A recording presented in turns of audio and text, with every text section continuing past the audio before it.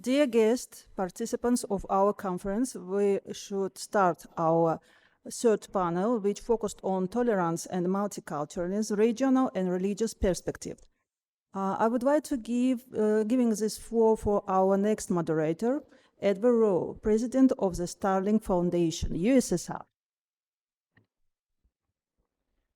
Good afternoon.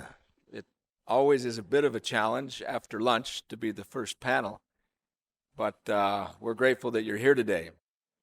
Let me begin by expressing appreciation to our Azerbaijani hosts. His Eminence Sheikh Ul Islam Pashazadeh, who is the chairman of the Caucasus Muslim Board, and also Ravan Hasanov, Executive Director of the Baku International Multiculturalism Center. We appreciate very much their support and their desire to host this event here today.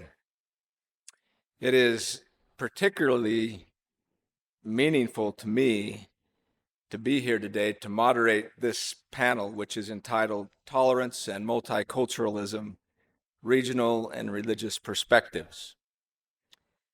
In 1999, I moved here with my wife and two boys as a practicing lawyer who was here working for an international law firm. And when I arrived here, we realized that as far as we understood, we were the only members of our faith in this country. Of course, we wanted to practice our religion, which we did, and we found very quickly that we were greeted by the people of Azerbaijan, not only with tolerance, but with respect, with friendship, and even with love. And so I'm very happy to be here again.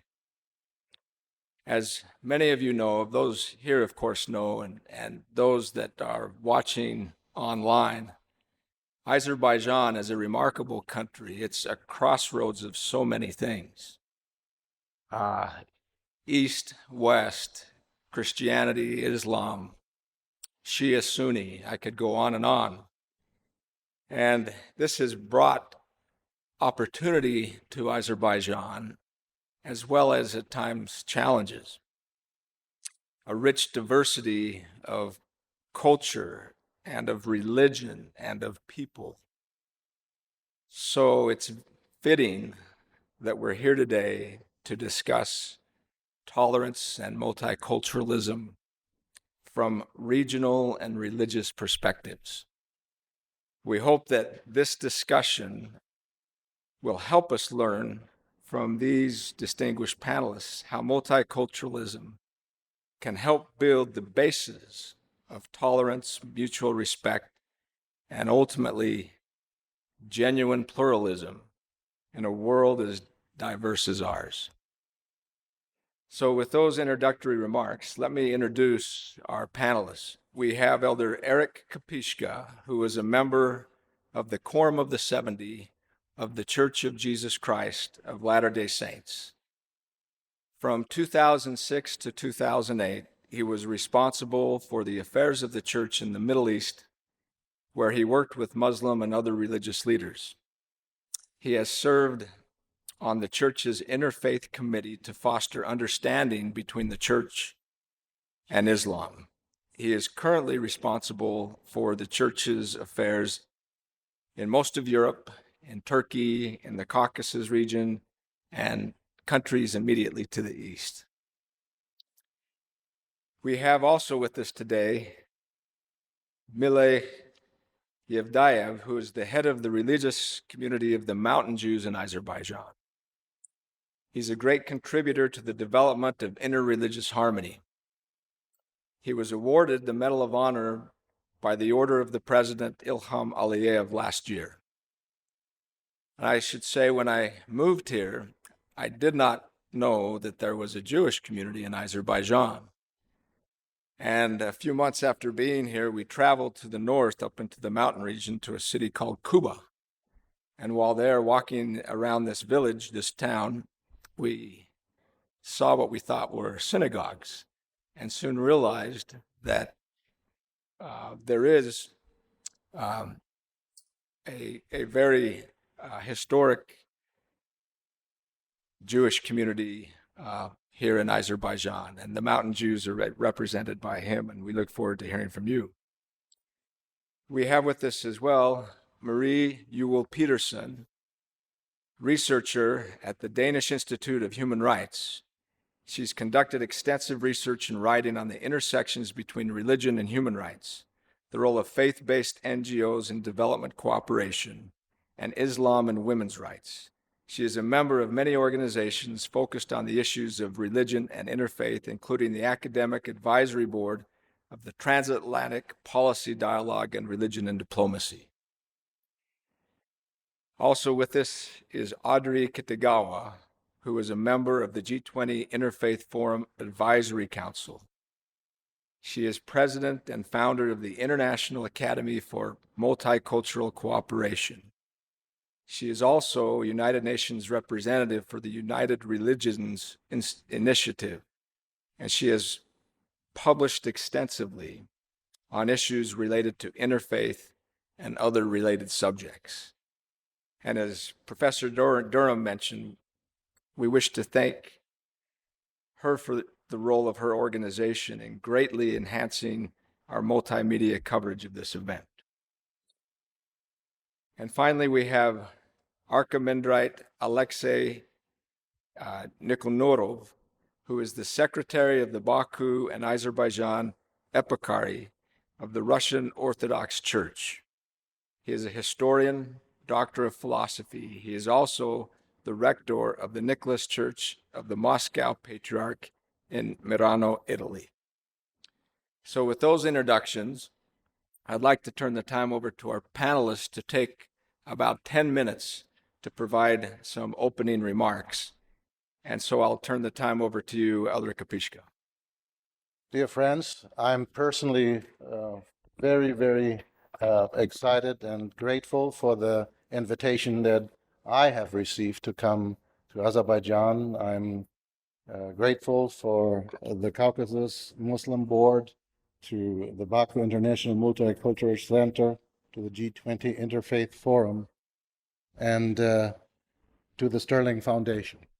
Thank you for all the work that has been done to make this Congress happen, but especially thank you for this warm welcome that my wife and I personally received when we, for the first time in our life, traveled to Azerbaijan. We really feel welcome here. When I think about the topic of this panel, Tolerance and Multiculturalism and Regional and Religious Perspective, I also think about the early history of the church that I represent, the Church of Jesus Christ of Latter-day Saints.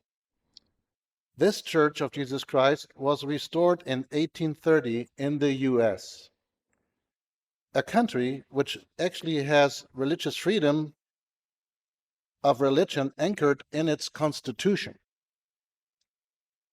A country where many people, especially from Europe, came and fled because they wanted religious liberty.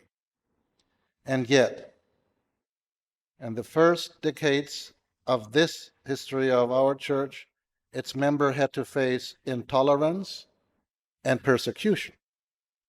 They were driven from place to place, from state to state, until they finally could settle in Utah, which at that time in 1847 was not even part of the United States. And in 1842, the first president of our church, Joseph Smith, who later was assassinated because of his belief, wrote this, and I quote, "We claim the privilege to worshiping Almighty God according to the dictates of our own conscience, and allow all men the same privilege. Let them worship how, where, or what they may." This claim of privilege to worship God according to the dictates of our own conscience should be a privilege to all mankind. But with that privilege, in my mind, comes also a responsibility. We cannot only claim the freedom of belief or the freedom of worship if we at the same time would not protect and defeat this privilege to others. The prophet Joseph Smith stated, quote, "I am bold to declare before heaven that I am just as ready to die in defending the rights of a Presbyterian or Baptist or a good man of any other denomination for the same principle which would trample upon the rights of the saints, would trample upon the rights of the Roman Catholics or any other denomination who may be unpopular, too weak to defend themselves. It is a love and liberty that inspires my soul, civil and religious liberty to the whole of the human race." So in my heart, being tolerant and respectful to people that have different other beliefs is actually fundamental. Religion does not just represent a tradition or a culture. True religion is something very personal that binds and connects us to God. True religion inspires us to be good, to be kind, to love God, and to love our neighbor. And yet, in human history, much damage has been done in the name of God or in the name of religion. Religion sometimes has been instrumentalized for personal, political purpose or power purposes. As we learned this morning, almost all religions share common beliefs and values, and some have similar lifestyles. So we can and we should learn from one another. We should acknowledge the goodness that can be found in other religions. Treat followers of other religions with tolerance and dignity, and recognize that religious diversity provides an opportunity to cooperate in improving the lives of individuals, families, and communities. I firmly believe that if we foster and support religious diversity, if we talk, listen, and learn from one another and respect and protect personal beliefs, that wounds and differences can be resolved and even healed when we honor God, the Father of us all, and Jesus Christ, his Son, who said, quote, "Therefore all things whatsoever ye would that men should do to you, do ye even so to them. For this is the law and the prophets." Being here in Azerbaijan, which mostly Muslim country, I would like to quote something what our president of the church just said about 20 years ago. He was referring to the Abrahamic religions. He said, "Peace was one of Abraham's highest priorities. His influence could loom large in our present pursuit of peace. His sons Ishmael and Isaac, though born of different mothers, overcame their differences when engaged in a common cause. Their descendants could well follow that pattern. Abraham's posterity has a divinely decreed potential. The Lord declared that Ishmael would become a great nation and that the seed of Abraham, Isaac, and Jacob would bless all the nations of the earth.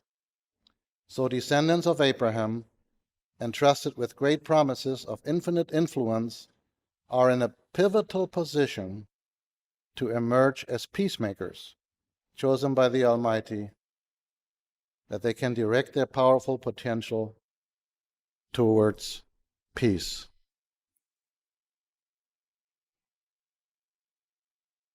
It is my hope that in settings like these, we can foster and inspire mutual respect and understanding among our religions.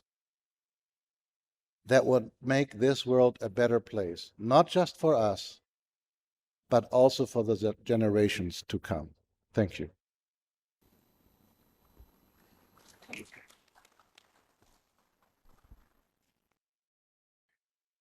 Thank you, Elder Capisca, for those inspiring words. I'd like now to turn the time over to Melik Yevdayev. Evvela bu möteber meclisi teşkil edenlere öz minnetdarlığımı bildirirəm və mənə bu möteber mecliste söz verdiklerine göre teşekkür edirəm.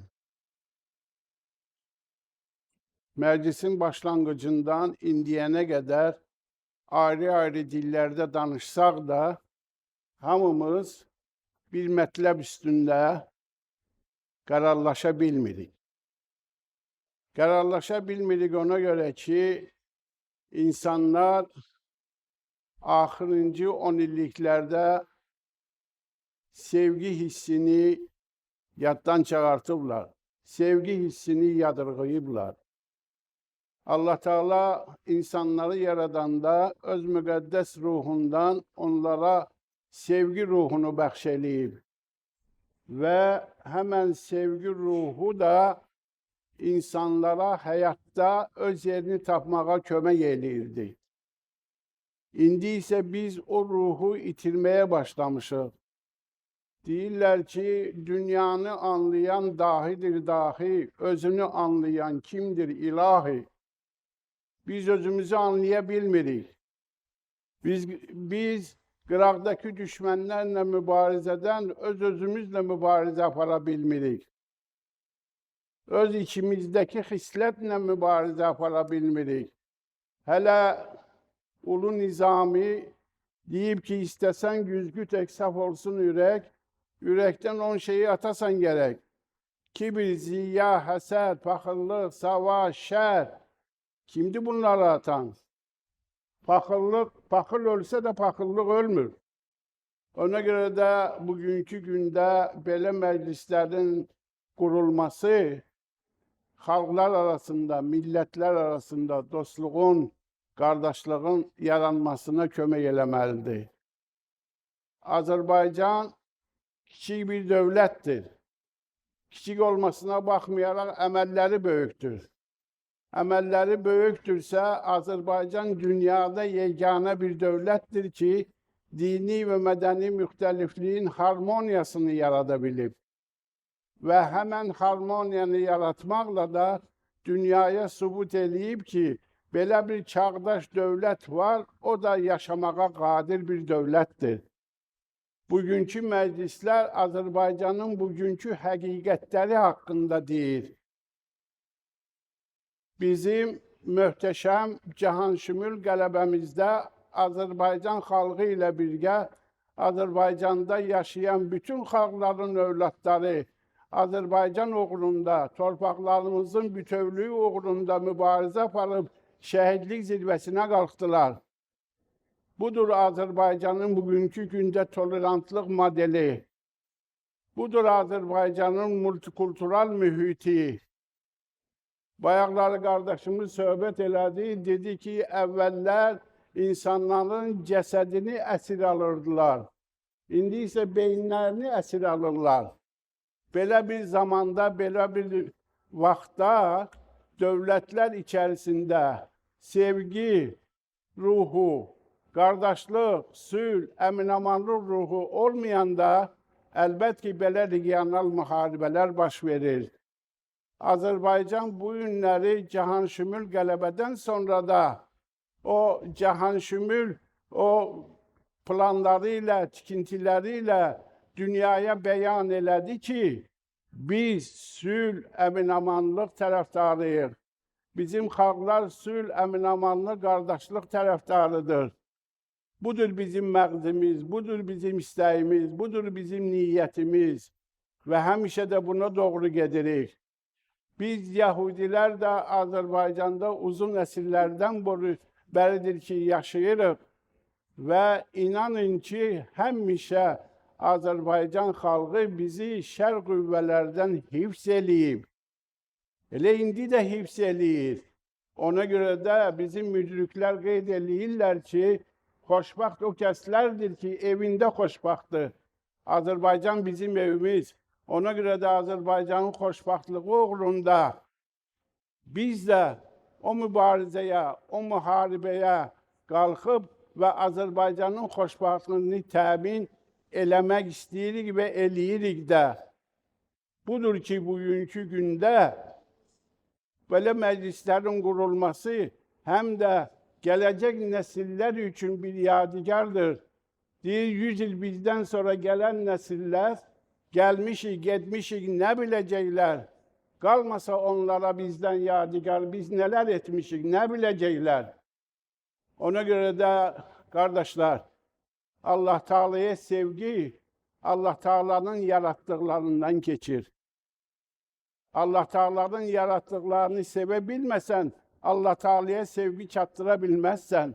Ona görə də Allah Teala öz yarattıqlarını biz insanlara bəxş eləyib. Gündüzün işığını, günəşin hərarətini, gecənin qaranlığını, suyun saflığını, küləyin mülayimliyini, daşın sərtliyini, aslanın şücaətini, hər şey bizə bəxş eləyib. Hər şeyi bizə verib. Xoşbaxtlıq üçün hər şey verib. Amma biz xoşbaxt ola bilmirik. Niyə? Hərəmizin qəlbində bir xislətimiz var. Bir Xudavənd-i aləm bir dəfə müqəddəs Peyğəmbərə sualla müraciət edir. Deyir ki, ey mənim yerdəki rəsulum, mən sizin xoşbaxtlığınız üçün hər şeyi vermişəm. Yenə məndən bir təvəqqən varmı? Deyir, var. Deyir, o nədir? Deyir, sən də mənim qəlbimi o qədər geniş elə ki, mən də sənin kimi bütün insanları bağrıma basa bilim. Ona görə də biri gəlir, Allah Teala'ya dua edir, əllərini qaldırır, deyir, ey Xudavənd-i aləm, mənə xoşbaxtlıq ver. Xudavənd-i aləm soruşur ki, ay bala, o nədir? Ey adam övladı, o nə olan şeydir? Deyir, Xudavənd-i aləm, bu boydana küllü ixtiyarı yaratmışsan, xoşbaxtlığın nə olduğunu bilmirsən. Deyir, yox. Deyir, mənə xoşbaxtlıq ver. Deyir, yaxşı, get. Buna bir dənə möhnət verir, gəlir, deyir ki, mənə səbir ver. 2 dənə möhnət verir, gəlir, deyir, mənə güc ver. 3 dənə möhnət verir, axırda gəlir, deyir, ey Xudavənd-i aləm, heç nə istəmirəm, mənə sevgi ver. Ona görə də inanın Allaha ki, dünyanı ancaq sevgi xilas edəcəyiz. Ona görə də bir də hamınıza minnətdaram. Allah Teala Azərbaycan xalqına o qədər xoş günlər qismət eləsin ki, Azərbaycanda yaşayan bütün xalqlar da həmən xoş günlərin yiyəsi olub, Azərbaycan xalqı ilə xoşbaxtlığa qovuşaq. Sağ olun.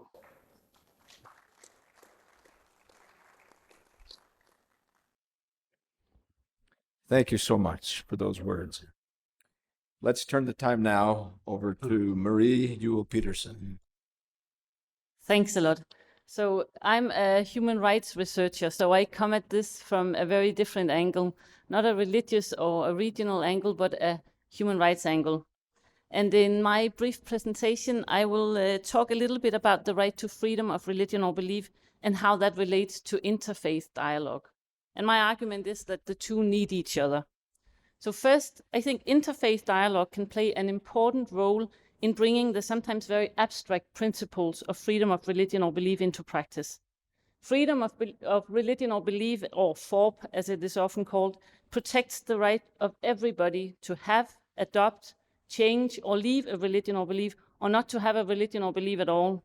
It protects the right to manifest and practice this religion or belief alone or in community with others, and it protects the right to be free from coercion and discrimination on the grounds of religion or belief. It's an important human right. It's enshrined in the Universal Declaration of Human Rights, in the International Covenant on Civil and Political Rights, and in several other declarations and conventions. But it's also a right that is, for various reasons, alien to many people.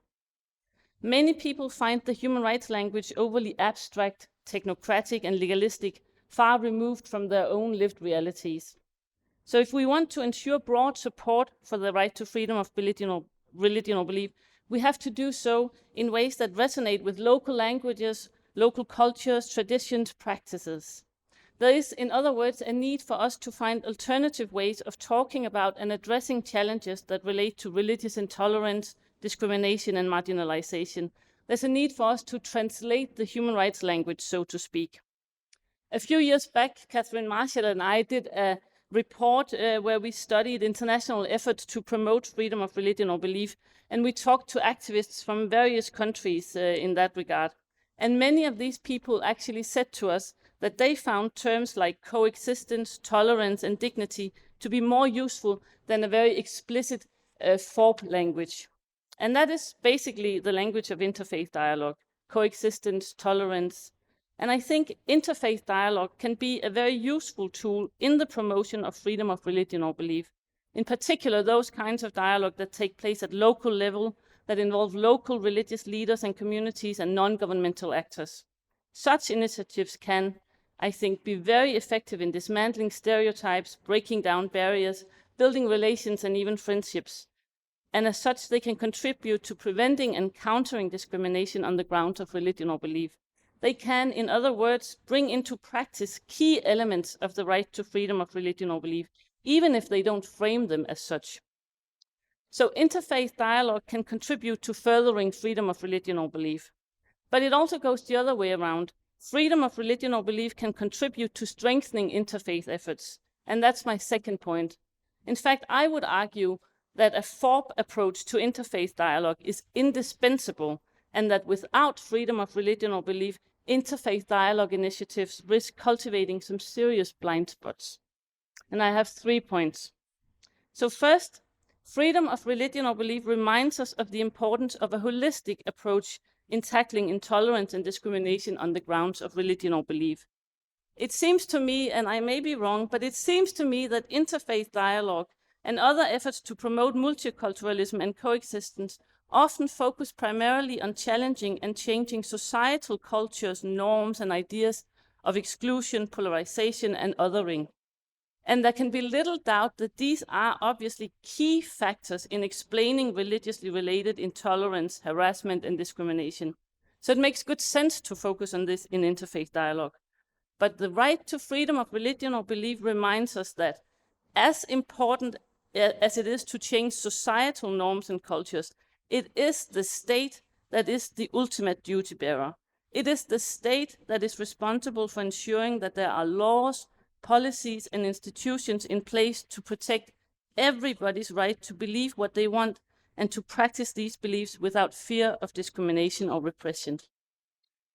So this means that we need a holistic approach, encouraging changes in societal norms and cultures, but also doing our best to hold government accountable and to push for changes in the laws, policies, and institutions that sustain, legitimize, or even encourage these norms and cultures.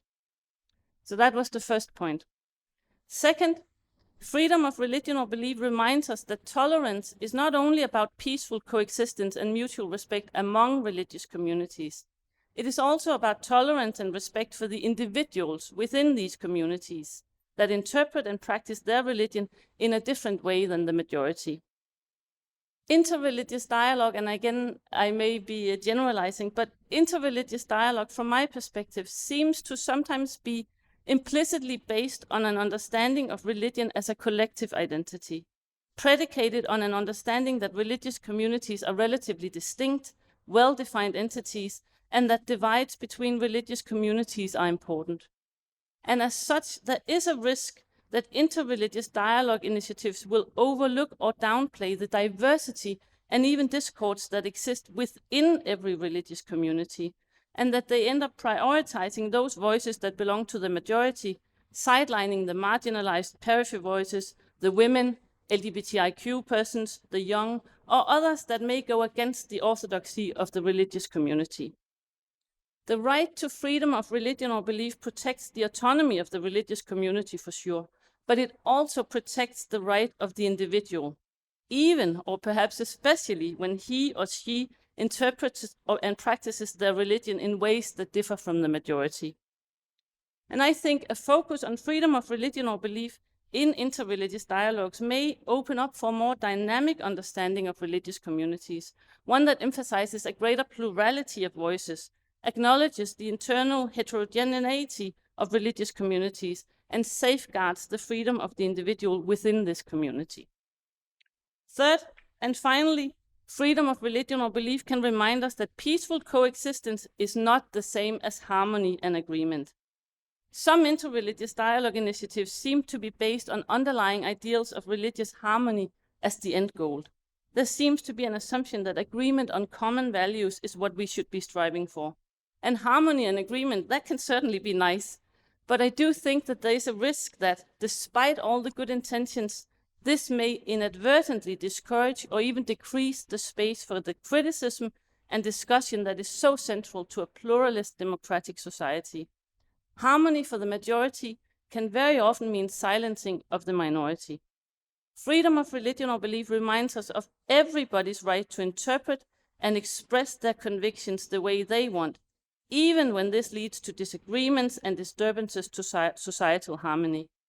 So could we perhaps be better at making room for discussions and even vehement disagreement in interfaith dialogue initiatives, promoting ideals not so much of harmony and agreement, but of pluralism and critical engagement? I think the ability to make room for such disagreement without turning to violence, this is precisely what characterizes a democratic society based on human rights. As the former Special Rapporteur on Freedom of Religion or Belief, Heiner Bielefeld, has so wisely said, freedom of religion or belief is a non-harmonious peace project. And I think this is what interfaith dialogue should also strive to be, a non-harmonious peace project. Thank you.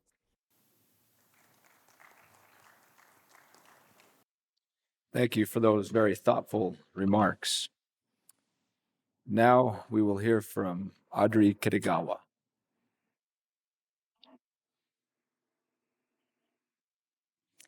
Hello, everyone.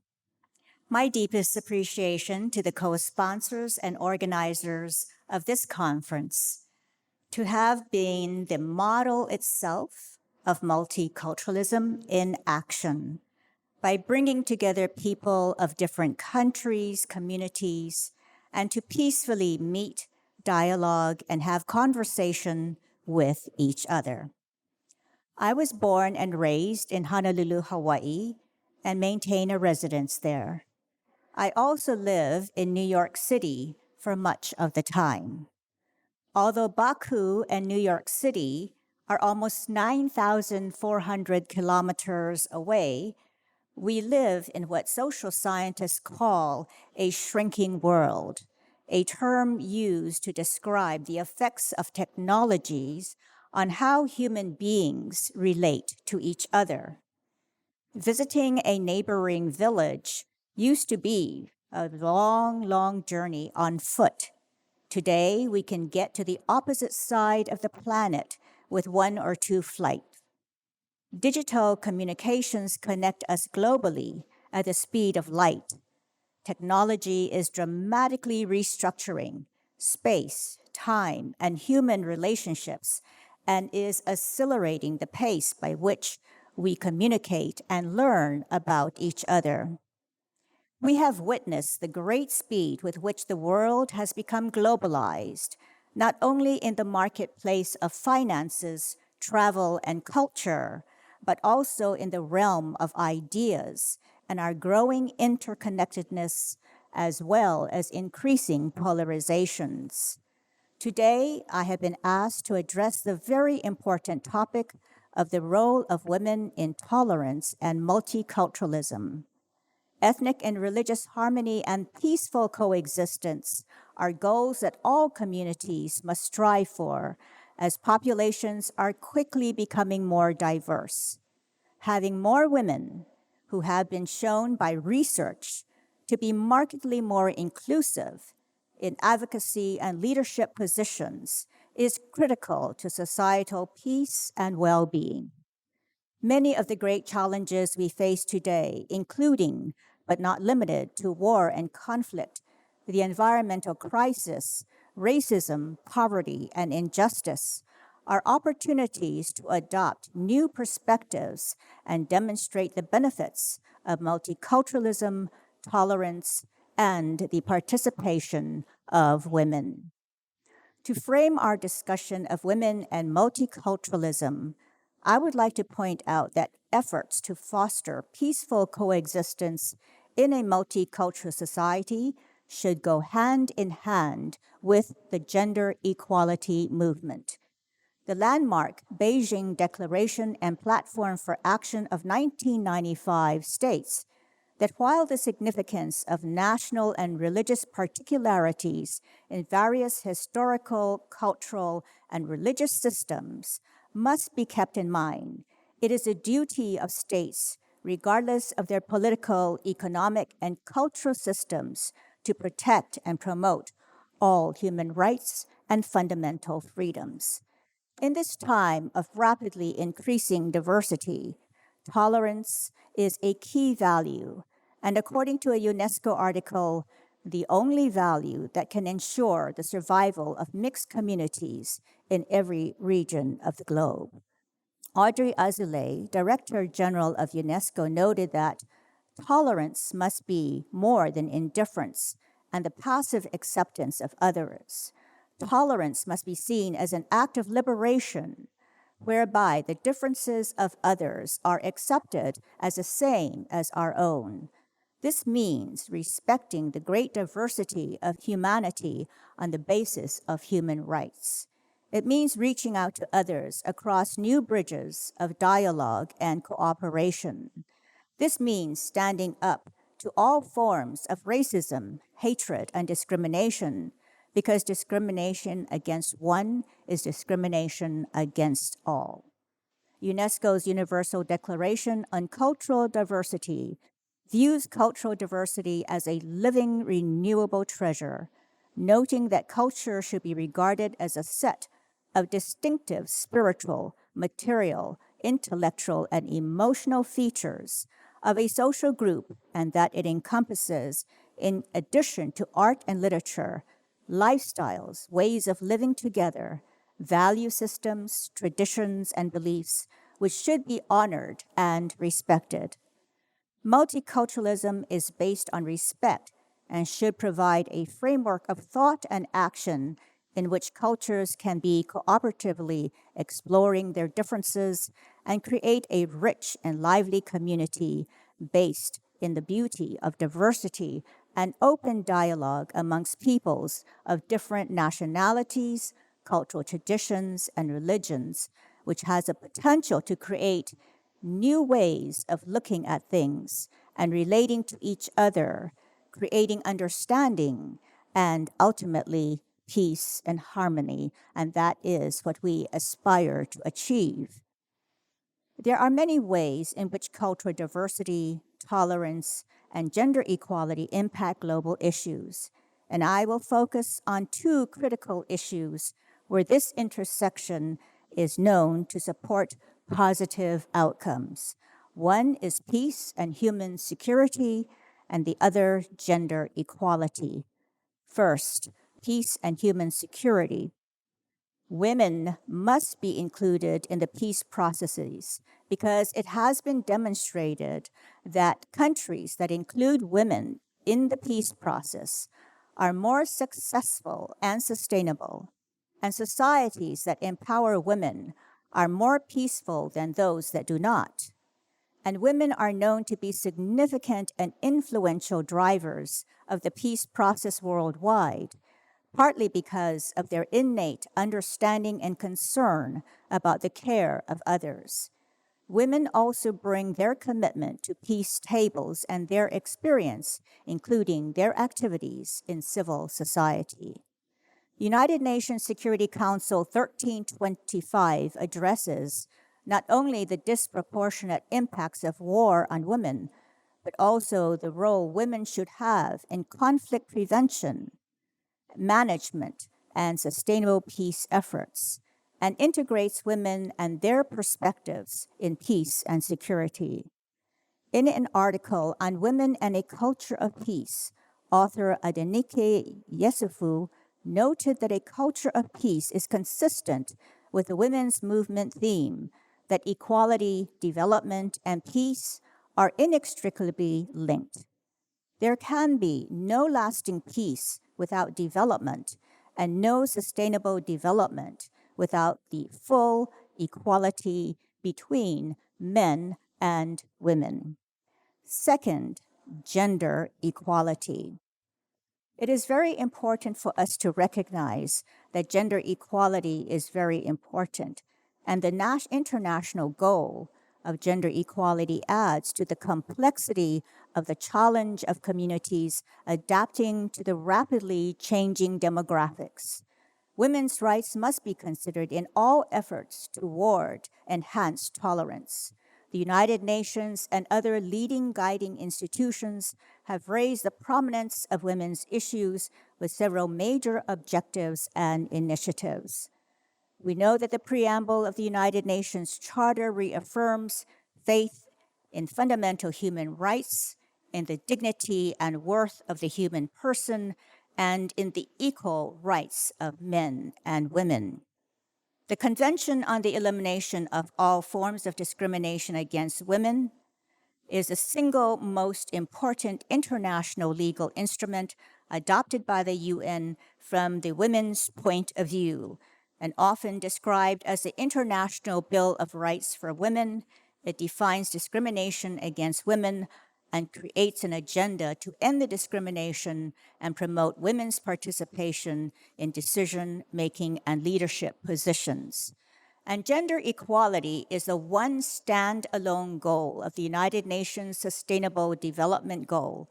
Goal 5 aims to achieve gender equality and empower all women and girls, promotes shared responsibility, full participation and equal opportunities for women's leadership, access to sexual and reproductive health, equal rights to economic sources, ownership of land, other forms of property, and strengthening policies and legislation to promote gender equality and the empowerment of all women and girls.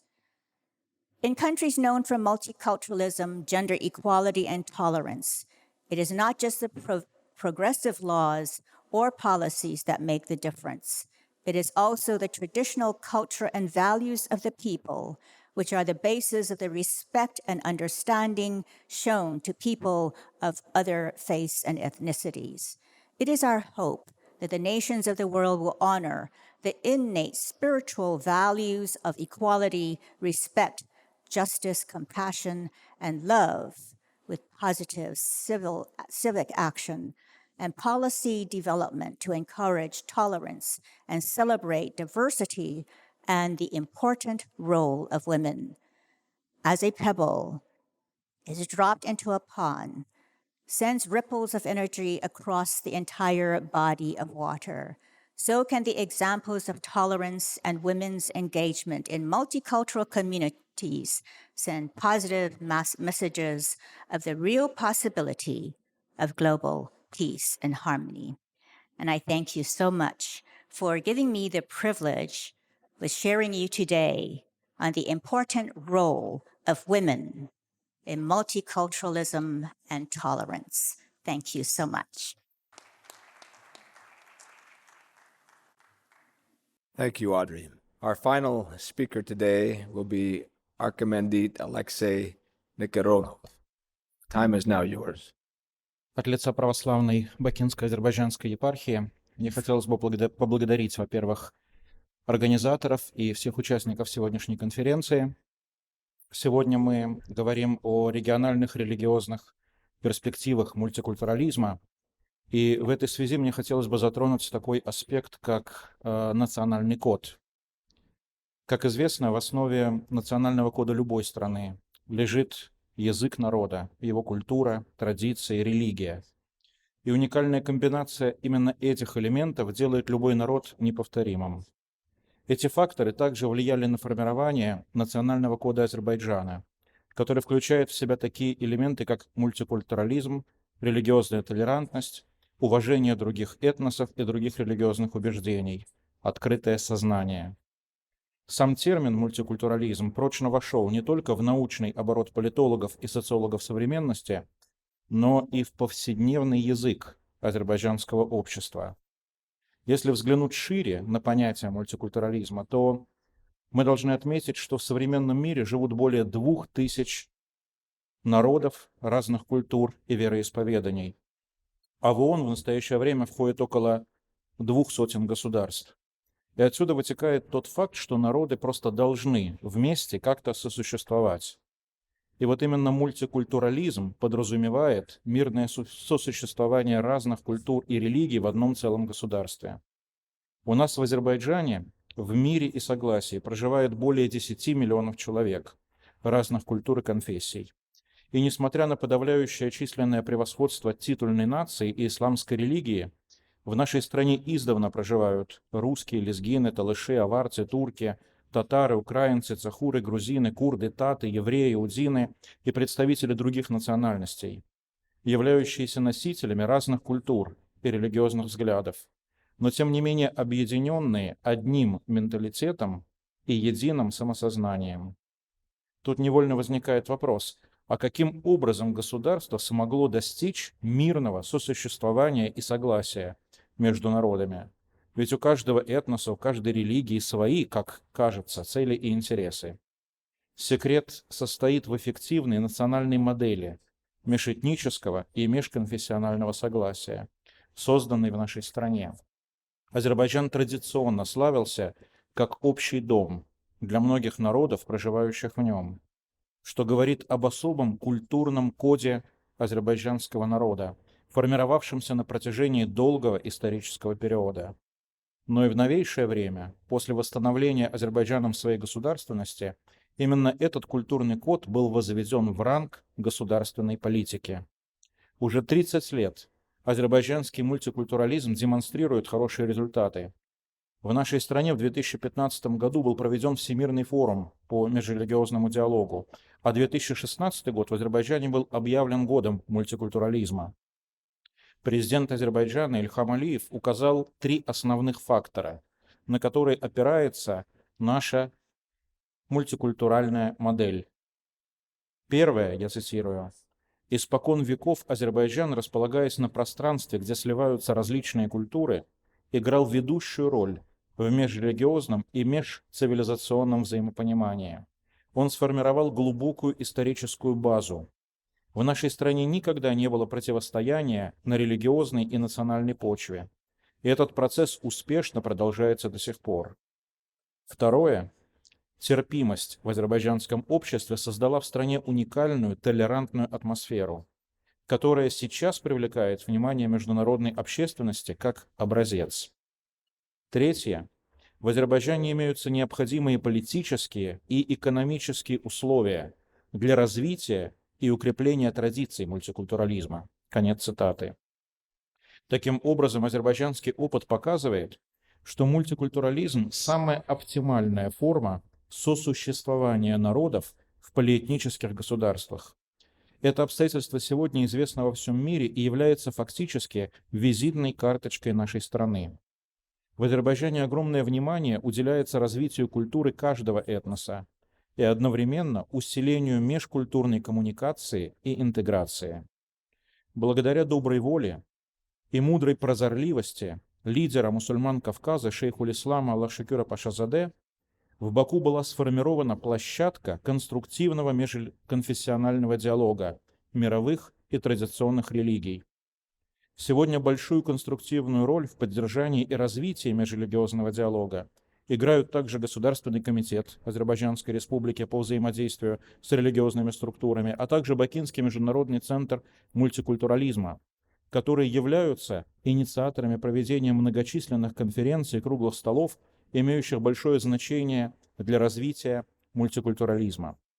Именно эти усилия приводят к желаемому результату, к межнациональному миру и межконфессиональному согласию. Сегодняшнее выступление я хотел бы завершить цитатой из письма, которое направил предстоятель Русской Православной Церкви, Святейший Патриарх Кирилл, президенту Азербайджанской Республики Ильхаму Алиеву.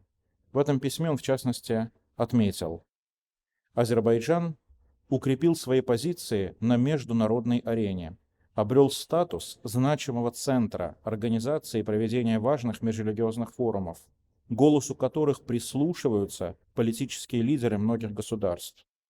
Межнациональный мир и межконфессиональное согласие, ставшие неотъемлемой частью жизни Азербайджана, являются сегодня достойными примерами для подражания.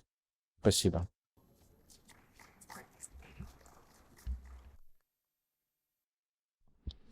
Thank you. The rest of our session, we want to do two things, depending on the time. The first, I'd like to ask questions of each of our panelists and give them an opportunity to expound on a few points. And then we'll conclude, if we have time, with very short remarks, maybe 1 or 2 minutes each, in conclusion, if there's something you'd want to highlight. And I would ask you to think about how we might translate these words into actions. So in these concluding remarks, if you could give some thought to that. Let me start, if I might, with you, Elder Capisca. In your biography, I noted that you've worked to advance understanding between members of your own faith and Muslim believers. What have you found most helpful in this process? And I would ask if you have any examples of shared initiatives and the results. Please. Yeah, thank you. Well, yes, I would say that there are probably 2 important principles that I have learned for myself. Understanding begins with listening. So I think that's the first principle. If I really want to understand people, I need to listen. And I cannot come preoccupied to any meetings. And maybe the second principle that I feel is as important is, if you really want to learn about another religion or another culture or another ideology, you really need to go to the source. You cannot just rely on others' impressions, or in our days today, we just try to rely more and more on the internet or on social media. That's just a no-go. We will never find out what people really think if we do not go to the source. So we had one example that we saw that many people in our own faith were actually perceiving their Muslim neighbors wrong. Well, it's just the way how it is. And it was just a way of perception. So we thought we would just go and try to produce something that would actually help our people to understand their Muslim neighborhood right. So we're talking now a Muslim neighborhood all over the world, because our church have members all over in the world. And so we came up with the idea to just go and produce a little pamphlet that would describe common beliefs that we have. And so we went to our scholars, we went to professors in the university, we went to everybody and just write down what we need to know and what we have in common with the people of Islam. But then we took what we had and we went to scholars of Islam and said, look, this is what we have written about you. Would you just go and comment on that? And they just opened up. So we went to Shiite group, we went to Sunni groups, and they just came and went up and gave us recommendations. Actually, they told us what else we need to write in order to really explain that well. Now, out of this came, for example, this pamphlet series called Muslim and Latter-day Saints. And it is not just a product of our church. It says here in the back that we have Sunni and Shiite groups that actually say, yeah, this is right, this is true. And I think this principle of if we really want to tolerate each other, we really have to understand. But everything what we understand is still filtered through our own culture, through our own experience that we have. And so that's why it's important to go to the source, to talk to the source, to listen carefully. And I say what I've just, as an example, say with the Muslim community. I think it's true with the Jewish community. It's true with the Orthodox community. It's true with any other Hindu and other groups. I think it's very, very important that we do this. So that's my experience. Thank you. And was that something that was a quick process or? No. You think this is a little tiny brochure? It took us 5 years. It took us 5 years to really get this brochure done, but it is right. Yeah. And so sometimes it's better to take a little time than to be quick. Thank you very much. Might I ask you next, Mele Yevdaya, as a head of a small minority religious group in Azerbaijan, what multicultural initiatives in Azerbaijan have you found to be most meaningful for your community? En birinci vacip saydığım odur ki her dine öz dinimize hürmet izzetle yanaştığımız kimi bütün Azerbaycan'da olan asaylı halkların inançlarına həmçinin də böyük hürmet izzetle yanaşa. Bunun əsas amili Azərbaycan Kafkaz Müsəlmanları İdarəsinin sədri Şeyxülislam Allahşükür Paşazadənin o çoxillik əməyinin mən deyərdim ki, bəhrəsidir. Bəhrəsidir ona görə ki, bütün icmanın nə məsələləri olur olsun, məhz hələ hökumət dairələrinə çatmamışdan qabaq Allahşükür Paşazadə ilə bunu məsləhətləşib, bunun həlli yollarını axtarıb tapırıq. Və həmişə də öz üzərinə o məsuliyyəti götürə bilən bir şəxsdir. Ondan qeyri də hökumət idarələri ilə də biz həm dini qurumlarla iş üzrə dövlət komitəsinə, həm Beynəlxalq Multiculturalizm mərkəzinə, həm də ki, bütün fəaliyyətdə olan icmaların sədirləri ilə bizim dostluq, qardaşlıq münasibətlərimiz var. Onlar bizim Peysaq bayramımızı özlərinin bayramı kimi qeyd edirlər. Möhtərəm Prezident bütün icmaların möhtərəm bayramlarını özü təbrik eləyir. Onların fikirləri ilə maraqlanır. Onların o problemləri ilə maraqlanır. Siz təsəvvür edin ki, 96% İslam'a qulluq eləyən bir dövlətdə möhtərəm Prezidentin sərəncamı ilə bizə sinagog tikilib töhfə verilib. İndi isə biz minnətdarıq ki, möhtərəm Prezidentə Yəhudi Dini Mədəni Mərkəzinin tikintisi üçün torpaq sahəsi ayırıb və bu yaxınlarda həmən tikintinin bünövrəsi qoyulacaq. Biz möhtərəm Prezidentə, Azərbaycan xalqına minnətdarıq ona görə ki, əslən Yəhudi olan şəhid milli qəhrəman Albert Agaronovun xatirəsinə nə qədər işlər görülüb, onun adına küçə, onun möhtəşəm heykəli, onun şərəfinə karate yarışları, mahnılar, küçələr. Bu ancaq Azərbaycanda mümkündür. Azərbaycan tolerantlığında mümkündür. Azərbaycanın multikultural mühitində mümkündür.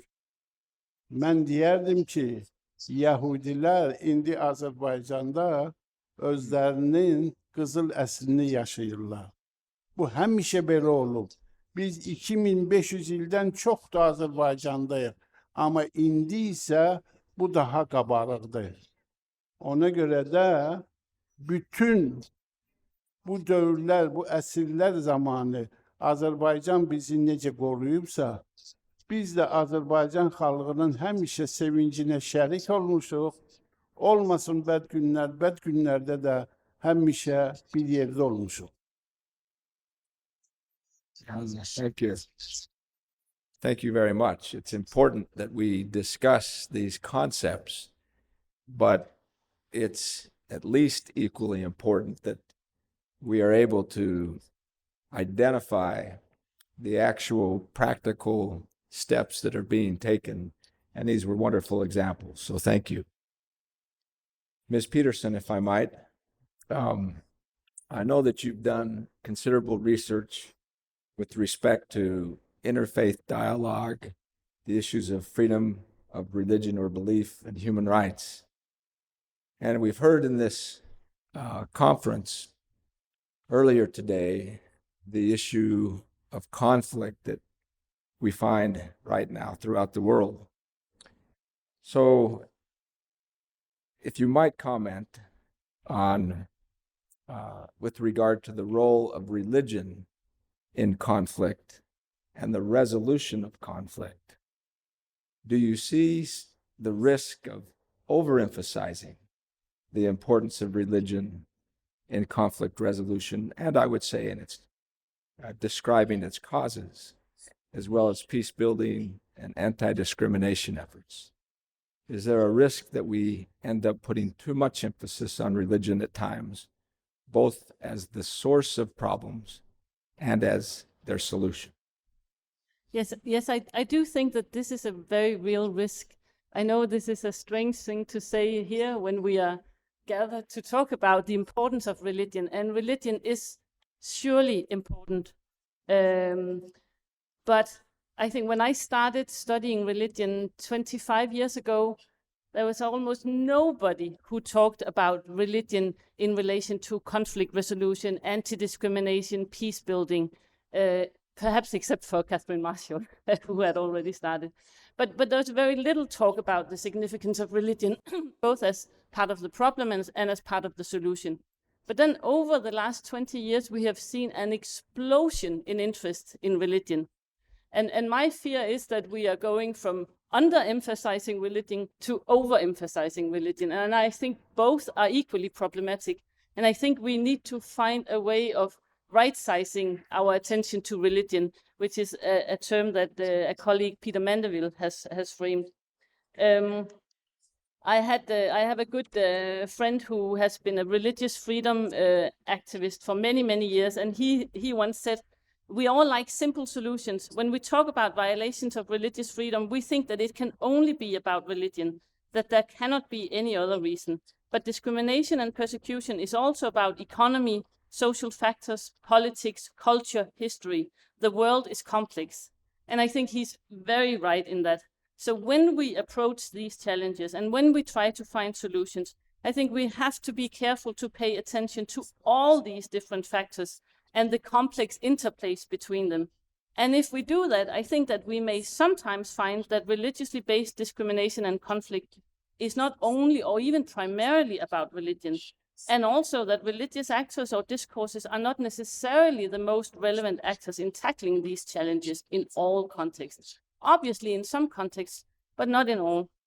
So yes, I do think we have to be careful to find the right place for religion in our analysis of the problem and in our solutions to these problems. Thank you. Thank you. And it causes me to think that, I think we probably could all identify cases where religion has been misidentified to blame a particular religion for a particular conflict. And at the same time, I think with the responsibility that our political leaders have in resolving conflict, it can often be too easy to push the burden onto to religion to solve it. So I really appreciate this phrase. I think you said right-sizing religion. And it doesn't dilute the importance, but it's a matter of, as you said, analyzing each situation appropriately. So thank you so much for those insights. Ms. Kitagawa, one of the phrases that you said I think was quite elegant. I hadn't heard before. You said the innate spiritual values of equality. Beautiful phrase. You're known in the G20 interfaith world for your work in opposing racism and also for your work on women's issues you spoke of today. While these basic values, which again you described as innate spiritual values of equality that are at stake in these areas are well settled, advancing these issues can sometimes raise sensitive issues in differing cultural contexts. How do tolerance and multiculturalism help in opposing racism and making progress on women's issues, taking account of these cultural contexts which differ? Thank you so much, Ed, for your question. And you are correct to indicate that these are sensitive issues in differing cultural contexts. And, our enculturated processes from birth to death have a great deal to do with shaping our mindsets, perceptual fields, and modalities of engagement with each other and the relationships that we have with each other. And as I indicated in my address, tolerance must be seen as an act of liberation, whereby the differences of others are accepted as our own. And this means respecting the great diversity of humanity on the basis of human rights. So I would agree with Marie there. The human rights is very important. And of course, the Universal Declaration of Human Rights is a foundational document of respecting the equality of men and women. And it means reaching out to others across new bridges of dialogue and cooperation. So always, because life itself is an ongoing, evolving process, it necessarily means that as we encounter new challenges, that we will keep an open mind and be able to understand that this kind of openness of mind actually helps us to deconstruct calcified thinking, perceptual fields, and ways of being and seeing in the world that may be antithetical to being able to acknowledge with respect the dignity of each person. And it means reaching out to others in dialogue and cooperation, and it means standing up to all forms of racism, hatred, and discrimination, because, as I said, discrimination against one is discrimination against all. And women represent 1/2 of the world's population, and we cannot oppress, repress, marginalize 1/2 of the world's population and think that we will ever experience our aspirational dreams of peace and security, and that we will be able to express and live the dignity of each person. And as Marie had indicated, there was a concern that religion at some point in time was marginalized. But she is also seeing now that religion may have gone the other way. And she is correct that at one point in time, in the political processes, in leading guiding institutions, the role of religion was not welcome. However, 80% or more of the world's population are believers, and therefore it represents a tremendous resource that we cannot ignore. So to be able to tap into the communities of faith is to acknowledge the important role that faith plays in our lives. And I heard such beautiful words today from our panelists. I heard Eric say that true religion is something personal, and it inspires us to be good, kind, and love your neighbor. And it is to acknowledge the goodness in other religions. And I also heard Melek say that God imbued us with his sacred spirit, and we should have friendship between nations and brotherhood and peace and security. And yes, brotherhood means sisterhood too. And love for God is to have love for God and all of God's creatures. So these words are very aspirational. They are beautiful words, and they are food for the soul. And in this polarized world where we see many complexities and conflicts coming about, we are hungry for food for the soul. And it is our faith traditions that give us that food that we seek so desperately. You know, Mother Teresa said, the greatest poverty is the spiritual poverty. And this is why communities such as this coming together to uplift our spirits and to provide those tidbits of food that we are so hungry to seek out is to be able to live lives of inspiration through these positive words, which have arisen in large part from our communities of faith.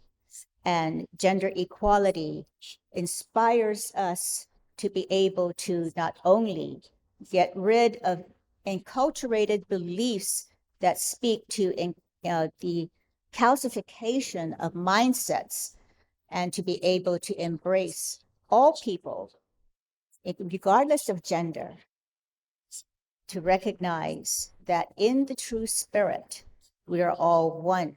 And we are actually speaking, communities of faith, our faith traditions are actually addressing the state of transcendence. And this is why it's so important to be able to come from that place within ourselves that is the connection to the sacred self, that is that state of transcendence.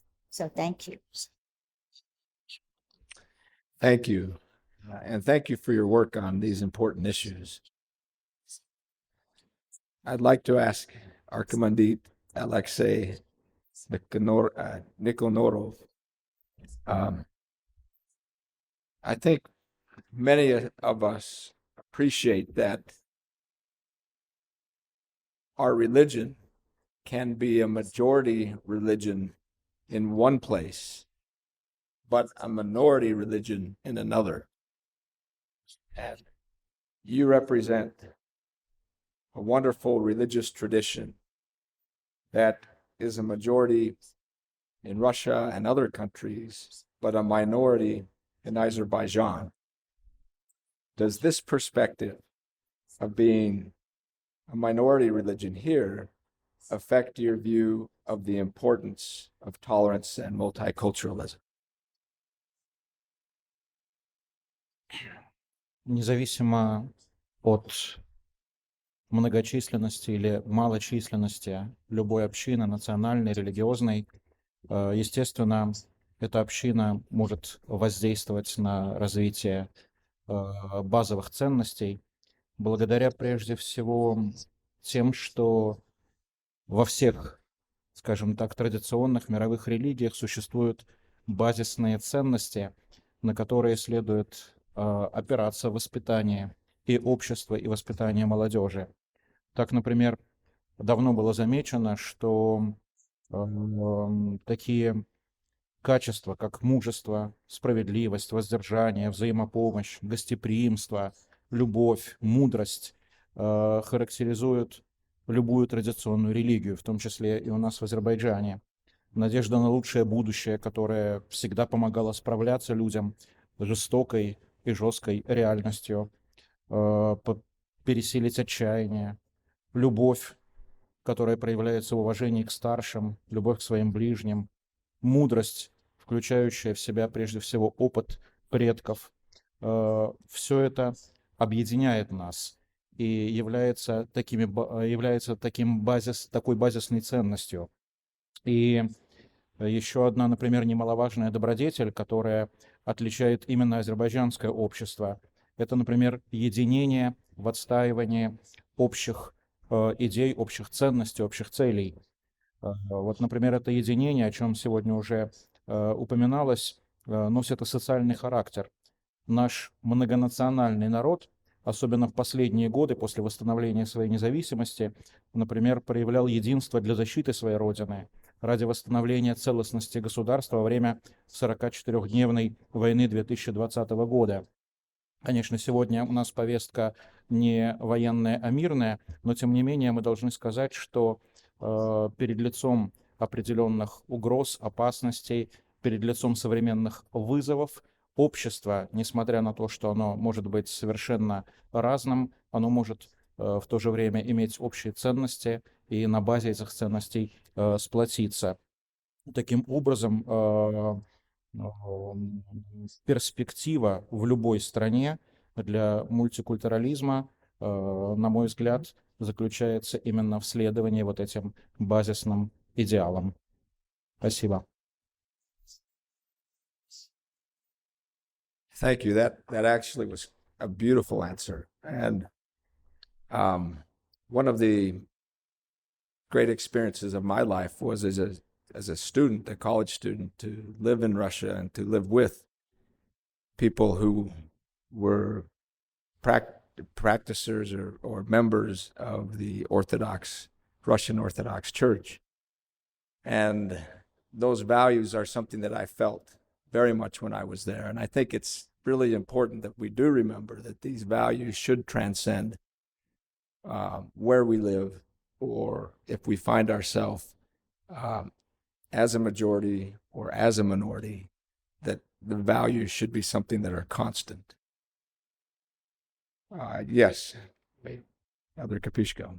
And I would like to comment something that Marie said and also Audrey. I think when we talk here about religion and tolerance, that we need to actually understand that we are not talking again for institutions.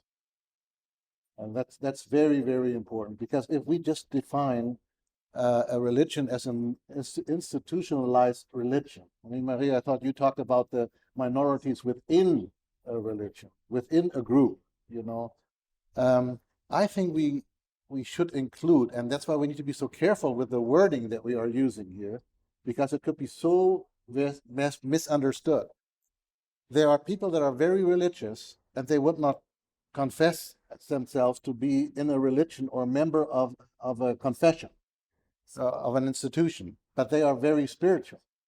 So there are members that are very, very spiritual, and they are guided by these guidelines, the spiritual guidelines that help them to be good. That's why I said that I think that religion is something very personal. We need to include them into our dialogue, because if we would not include them into our dialogue, we would just try to again come to a consensual agreement, between organizations. And that can never be the solution. That's why you said it would probably go then too far. I just think about this meaning of Islam, which means someone that submits, that finds peace by submission to God. That's really what it means. But, you know, in that sense, everybody that is very spiritual and that is guided by a higher codex and that is believing in a God is submitting and creating peace by submitting himself to his conscience or to God, to a higher power. And I think that whatever dialogue we're going to have in the future, we cannot exclude those that are not in organized religions. We have to find a way to include them. Exactly. Yeah, thank you for that. And even those that might be described as non-believers. Yeah. Yes. Yeah. Yeah, thank you. Well, let's conclude. Would like, again, to really emphasize, if in your concluding remarks, two things. One, brevity, and two, application. And so if you could take 1 or 2 minutes at most, just one concluding thought, Elder Capisca. Well, I just think that we should continue what we have done here today. We really need to talk. And then we need to talk. And then we need to talk and to listen and to talk. I think this is just a process. It will take time. but we should be encouraged by what we have seen here. And the thing that you talk about practical application, the thing that I have seen again and again, as soon as you just approach someone, and so for example, just take a language. So I don't speak the Azerbaijani language, but I have learned one word, chokso. Since yesterday I learned that one word, chokso. Thank you. And so just in that moment, when I try to speak in that very language, when people that come to Germany and they even try to say Guten Tag, it makes me feel good. So I think that is what is in our human nature. We need to just try to understand each other, try to do it in our languages, be practical, talk to another and listen, and continue these type of approaches. And always with goodwill. We just intend the best in everybody. I think that will work. Thank you. Meli Evdayev, please.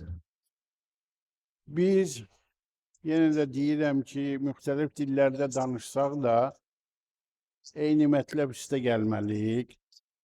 Bilirsiniz, Azərbaycanın xoşbəxtliyi ondadır ki, Azərbaycanda yaşayan bütün xalqlar Azərbaycanı öz doğma vətəni sayır. Və doğma vətəni üçün canından keçməyə hazırdır. Budur Azərbaycanın xoşbəxtliyi. Azərbaycanın tolerantlığı, əgər ulu öndərin biz Heydər Əliyevin təbirincə desək, tolerantlıq xalqın yüksək mədəniyyətinin təzahürüdür. Məhz Azərbaycan xalqının yüksək mədəniyyəti Azərbaycanda tolerantlığın və multikultural mühitin bu dərəcəyə qalxmasına dəlalət eləyir. Ona görə də mən yenə deyirəm ki, bütün insanlar müxtəlif dillərdə çalışsalar da, danışsalar da, amma bircə şeyə qadir olmalıdırlar. Yanındakına hörmət izzətlə yanaşmaq, onun inanclarına hörmət izzətlə yanaşmaq, öz inancları kimi onları müqəddəs saymaq və müqəddəslik olan yerdə Allaha inam olur.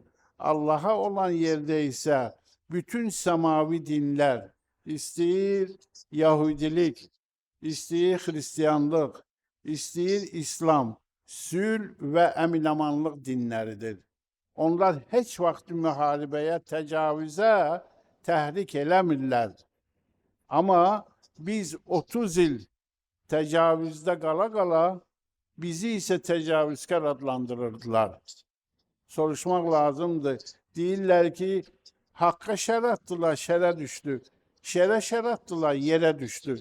Biz 30 il şərdən qurtara bilmirdik. Ona görə də biz bu günləri yenə də deyirəm ki, Azərbaycan modelinin əsas məğzi ondadır ki, bizim bir-birimizə hörmətimiz var. Bizim inanclarımıza hörmətimiz var. Bizim bir-birinin bayramlarına hörmətimiz var. Adət-ənənələrinə hörmətimiz var. Ona görə də Azərbaycan modeli, necə ki, indi dünyanın çox universitetlərində öyrənilir, bundan sonra da Azərbaycan tolerantlığın, multikultural mühitin bir məkanı olaraq bütün dünyada öz sözünü deyən bir dövlətə çevrilib və Azərbaycanın necə bir sivil bir dövlət olduğunu hamıya nümayiş etdirib sübut edəcək. Çok sağ olun. Buyurun. Thank you. Ms. Peterson. Thank you. So very brief. I think maybe we need fewer of these formal high-level dialogues and more on the ground, getting our hands dirty and including real lived religion, not only the formal leadership and institutions such as my own, but real people on the ground. I think that is the way to go. And then another thing, education, children's education, I think is crucial, and perhaps much more so than interfaith dialogue. We recently did a study at the Institute for Human Rights where we looked at evaluations of human rights education, and we found that these 27 studies we looked at all documented really great impact of human rights education in terms of positive changes in values and attitudes and behavior among children, an increased acceptance of diversity and sensitivity towards the rights of others, especially those belonging to vulnerable groups. And there are some experts that talk about a positive contagion effect. So when children learn about the rights of their own, they become more supportive of the rights of others. So I think this is really key, children's education in tolerance, multiculturalism, and human rights. Thank you. And it's good because we hadn't mentioned education yet, and I agree with you. Yeah. Audrey. Thank you so much, Ed. I think that you have really done the precise distillation by asking us in our concluding thoughts to give the application.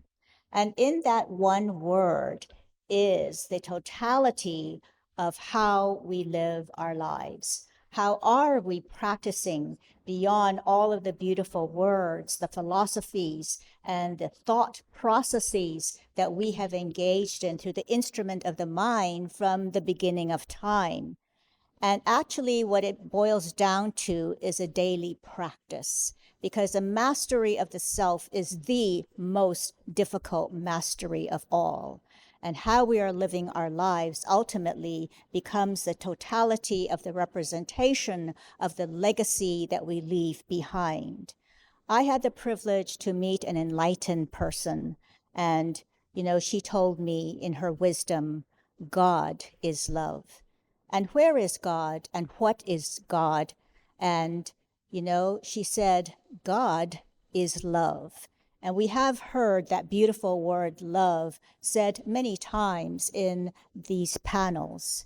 And God is the magnificence of the living reality in our daily lives that comes into the actualization as a reality through every loving thought, word, and speech that we each have the power in our daily lives to be able to apply, practice, and implement.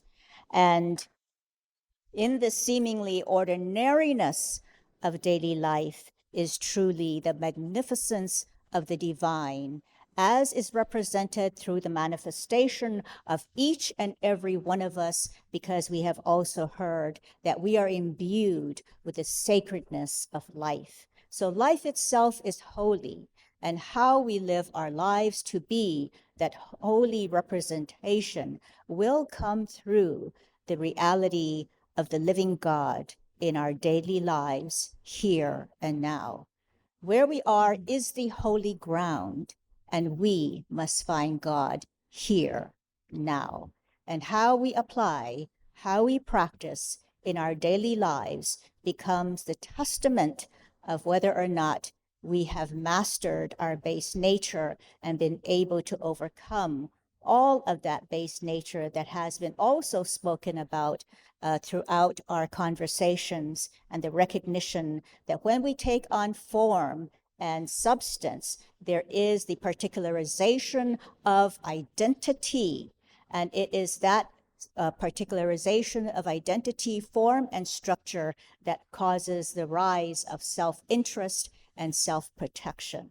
So to be able to master the self in the application of loving thoughts, loving speech, and loving action every day that we live allows us to be that light of inspiration in our daily lives and in all the lives that we touch. So thank you. Thank you. That encapsulates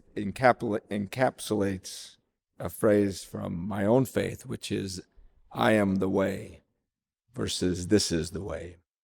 And that personal integrity is so important. And so thank you. We'll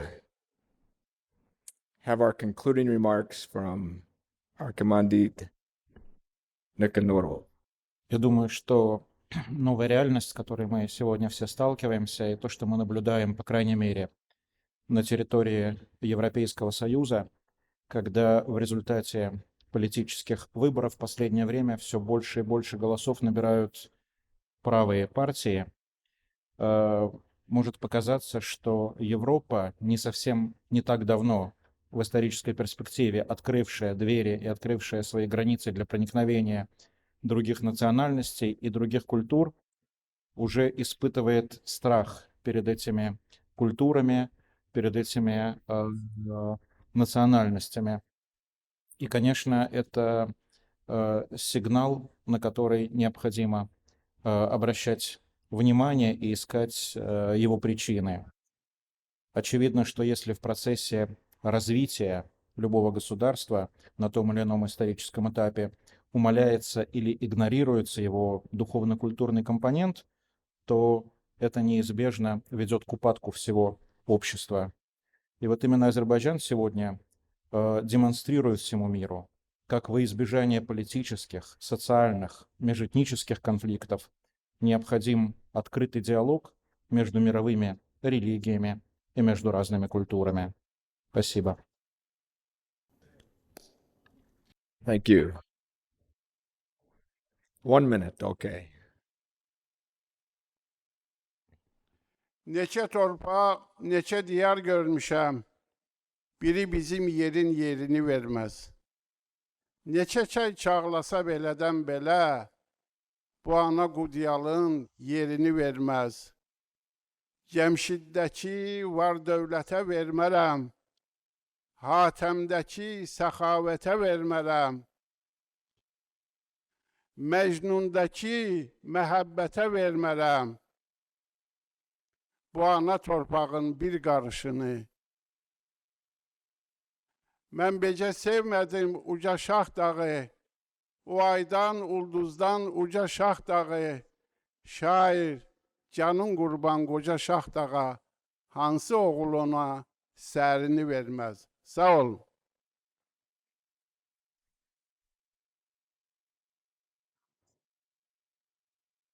I think we can agree that having this mix of religious leaders, research and scholars, and advocates has been very rewarding.